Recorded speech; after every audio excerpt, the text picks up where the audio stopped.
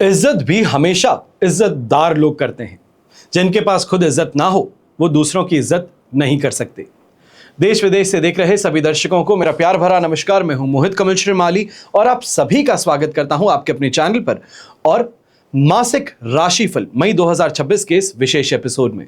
यह राशिफल आपकी नाम राशि यानी कि आपके मून साइन पर बेस्ड है। आप चाहें तो लग्न और चंद्र राशि दोनों के आधार पर इस राशिफल को जान सकते हैं। यह आपको बेहतर अंडरस्टैंडिंग प्रदान कर सकता है। आप कोई बड़ी प्रॉपर्टी लेना चाहते हैं या बच्चों की शादी के लिए या उनके कैरियर से संबंधित आपकी कोई जिज्ञासा है तो आप साइड में दिए गए फोन नंबर्स पर संपर्क कर सकते हैं और घर बैठे मुझसे और मेरे पिताजी से कुंडली विश्लेषण के लिए जुड़ सकते हैं। याद रखिएगा कि एक सही परामर्श आपके जीवन को, आपके भविष्य को संवार सकता है। अक्सर सही समय पर लिया फैसला जीवन की दशा और दिशा दोनों को बदलने की क्षमता रखता है। अब हर मासिक राशिफल जैसे आज तक आपके सामने प्रस्तुत करते आए हैं, ठीक उसी प्रकार करेंगे, पर थोड़ा सा यहां पर इसको बेहतर बनाने का प्रयास है। सबसे पहले हम डालते हैं ग्रहों पर एक नजर। आप मेरे साइड में कुंडली देख सकते हैं तो मई माह में ग्रह स्थिति कुछ इस प्रकार रहेगी।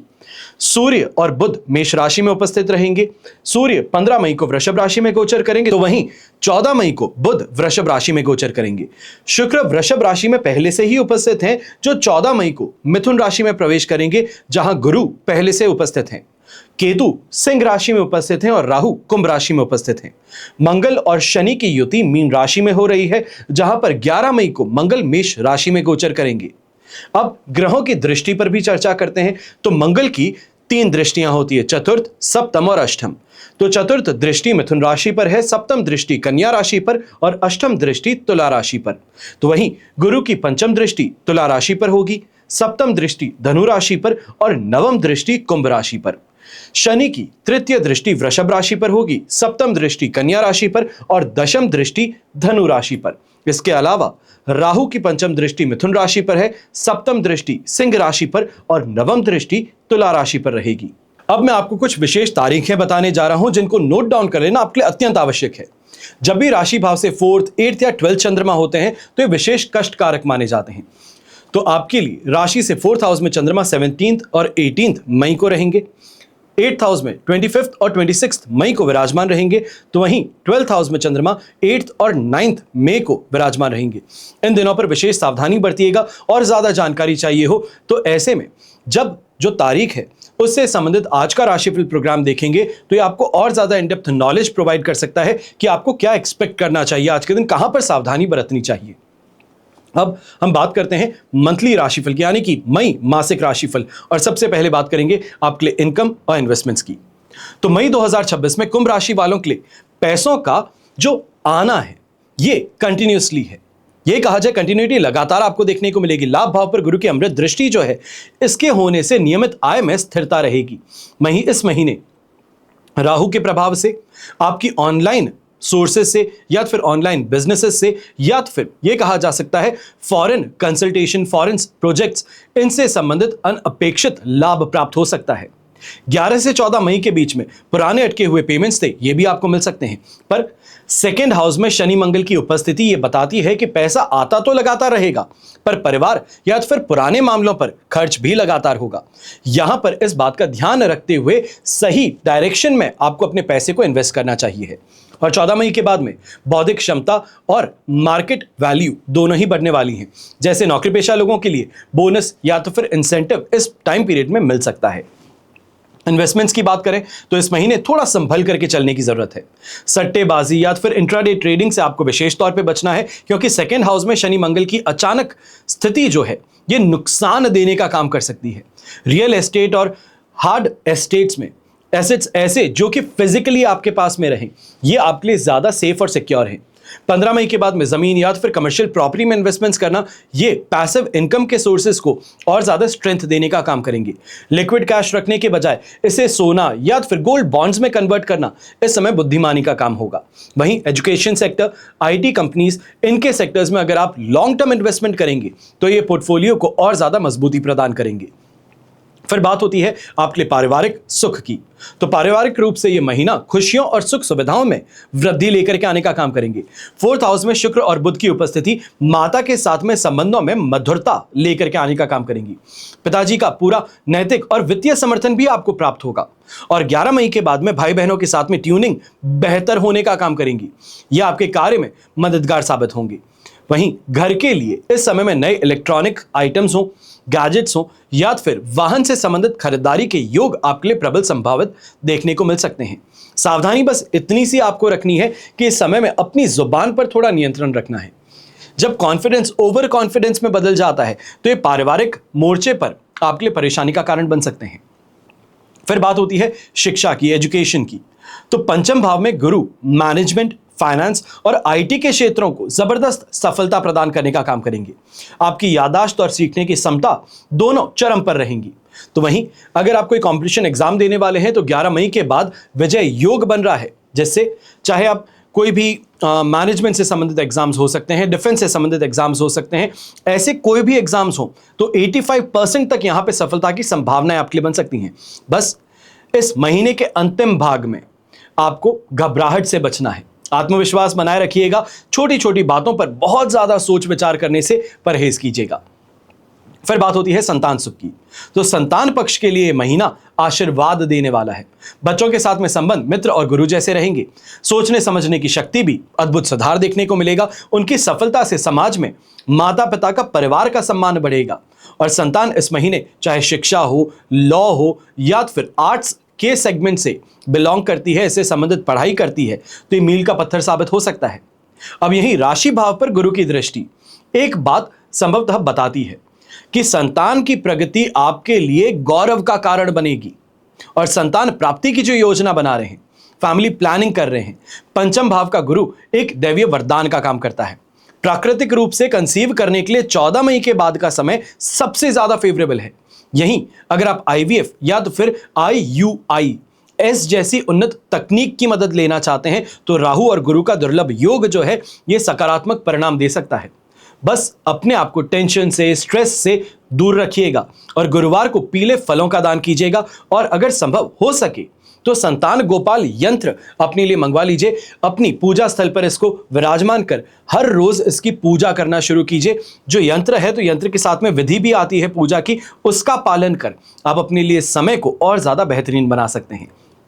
फिर बात होती है आपके कंपटीशन की, आपके विरोधियों की।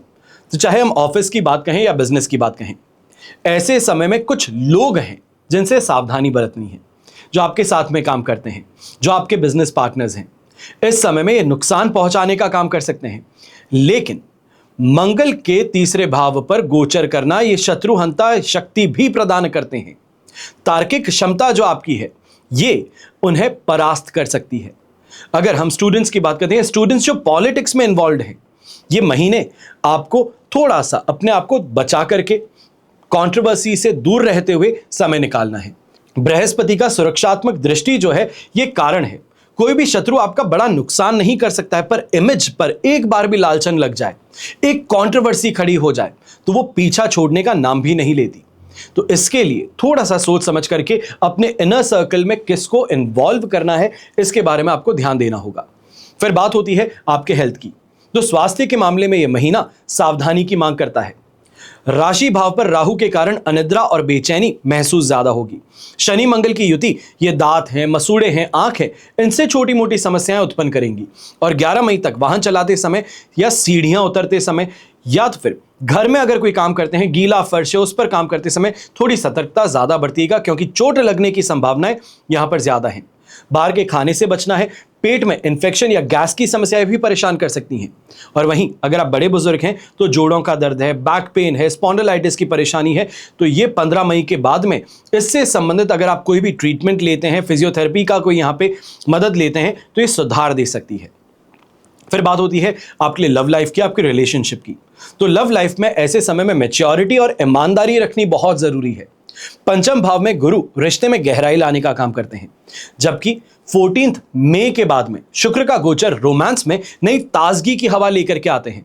पर शादी की बात चलाने के लिए इस समय थोड़ा कंफ्यूजन वाला है। केतु के कारण पार्टनर के मन में कुछ इनसिक्योरिटीज हैं, ये जन्म ले सकती हैं। किसी भी गलतफहमी को अगर दूर करना चाहते हैं तो ईमानदारी से अपनी बात को सामने रखिएगा। यहां पर यह सोचना कि ये शायद काम की बात नहीं है, ये कहूंगा तो मानेगी नहीं, तो ये गलती मत कीजिएगा। और 11 मई के बाद में शादी की बाधाओं से लड़ने के लिए आप थोड़ा साहस भी अपने अंदर देखेंगे, या ये कहा जाए लड़ गुजर जाने वाली स्थिति देखने को मिलेगी कि या तो फिर ये है या नहीं है, ये क्लैरिटी पाना चाहते हैं, तो ये स्थिति आपको देखने को मिल सकती है। फिर आपके मैरिड लाइफ की बात हो तो वैवाहिक जीवन में सावधानी और समझदारी दोनों में बैलेंस बनाना है।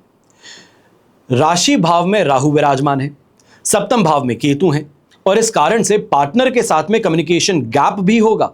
ससुराल पक्ष के इंटरफेरेंस के कारण आप ये कह सकते हैं बाहरी लोग जो हैं ये आपकी फैमिली लाइफ में, आपके बेडरूम में क्या चल रहा है, इसमें दखलंदाजी करने का काम कर सकते हैं। 14 मई के बाद में रोमांस कहें, आपसी सामंजस्य कहें, ये बेहतर होता हुआ नजर आएगा। धीरे धीरे ही सही पर बेहतरी की दिशा में बढ़ेगा। और बच्चे, इस महीने आप दोनों के बीच में एक पुल का काम करेंगे। कई जगहों पर जब लड़ाई बहुत ज्यादा हो जाती है तो बच्चे बीच में आ जाते हैं कि प्लीज झगड़िए मत, प्लीज मेरी बात सुनिए। तो ऐसे में अपने झगड़े को त्याग देना बेहतर रहेगा। फिर बात होती है आपके जॉब की, आपके कैरियर की, आपके व्यवसाय की। कैरियर के लिहाज से अगर हम देखते हैं तो ये महीना फास्ट पेस्ड है, स्पीड यहां पर बहुत ज्यादा है। कंसल्टेंट्स हैं तो आउट ऑफ द बॉक्स सोच विचार कर आप बड़े प्रोजेक्ट्स हैं, फॉरेन कंपनीज हैं, इनसे कोई डील स्ट्राइक कर सकते हैं। जो बैंकिंग, टेक्नोलॉजी, एजुकेशन सेक्टर या फिर एजुटेक जो है इस क्षेत्र से जुड़े हुए हैं तो आपको प्रमोशन है, इंक्रीमेंट है, इस समय में मिल सकता है। नई नौकरी के लिए 14 मई के बाद का समय आपके लिए ज्यादा बेहतर है, और 15 मई के बाद में और ज्यादा बेहतर। व्यापारियों के लिए 11 और 20 मई के बीच में बड़ी डील्स फाइनलाइज करने का मौका बन सकता है। रियल एस्टेट और फैशन से जुड़े हैं तो बिजनेस में इस समय में आप जो एक्सपेक्ट करते हैं, आपको जो लगता है कि मार्केट में इतनी डिमांड है, उससे कई गुना ज्यादा है और आपको इस समय में देखने को मिल सकती है। तो यह था मासिक राशिफल मई 2026 का आपकी राशि के लिए। आपकी जन्म कुंडली में से सिर्फ एक ग्रह चंद्रमा को आधार बना करके मैंने राशिफल आपके सामने प्रस्तुत किया है। आप चाहे तो अपनी जन्म कुंडली के संदर्भ में इस राशिफल को और एक्यूरेसी से जान सकते हैं, क्योंकि जन्म कुंडली आपकी अपनी है और आपकी डिटेल से बनती है। लेकिन जब जीवन में समस्याएं ज्यादा हो और भविष्य में झांकना हो, कोई बहुत बड़ा फैसला लेना चाहते हैं, यह फैसला आपके कैरियर से संबंधित हो सकता है, आपकी प्रॉपर्टी से संबंधित हो सकता है, बिजनेस के लिए हो सकता है, कोर्ट केसेस से संबंधित हो सकता है, कोई भी ऐसी स्थिति जिसके लिए आपको सलाह की जरूरत हो, अपना समय देखने की जरूरत हो, उसके लिए कुंडली का विश्लेषण आप करवा सकते हैं। सब खेल ग्रह नक्षत्रों का है। जीवन में बड़े फैसले से पहले कुंडली विश्लेषण कर आप समझ सकते हैं कि अगर रिस्क लेना है तो कब ले सकते हैं, कितना ले सकते हैं, और रिस्क लिया गया है तो किस हद तक लिया जा सकता है। समय जो है इसकी सिर्फ एक खूबी है, यह पक्ष में और विपक्ष में खड़ा होता है। कर्म करना अच्छा या बुरा यह हमारे ऊपर निर्भर करता है। सब मिलाकर के जब भी आप कुंडली विश्लेषण करवाना चाहते हैं, आप किसी भी कंट्री में रहते हैं, अपनी पर्सनल प्रॉब्लम आप हमसे पूछ सकते हैं बिना किसी जजमेंट के, और उसका क्लियर आंसर प्राप्त कर सकते हैं। आपको करना बस यही होगा, साइड में दिए गए फोन नंबर्स पर संपर्क करें और अपने लिए अपॉइंटमेंट आप बुक करवा सकते हैं। हमेशा आप सभी के लिए यही प्रार्थना करता हूं और हमेशा करूंगा कि आपका और हमारा परिवार हमेशा सुखी रहे, संपन्न रहे, सुरक्षित रहे, और घर परिवार में बड़े बुजुर्गों का साथ और आशीर्वाद हमेशा हम सभी के साथ बना रहे। जय श्री राम एवं जय हिंद।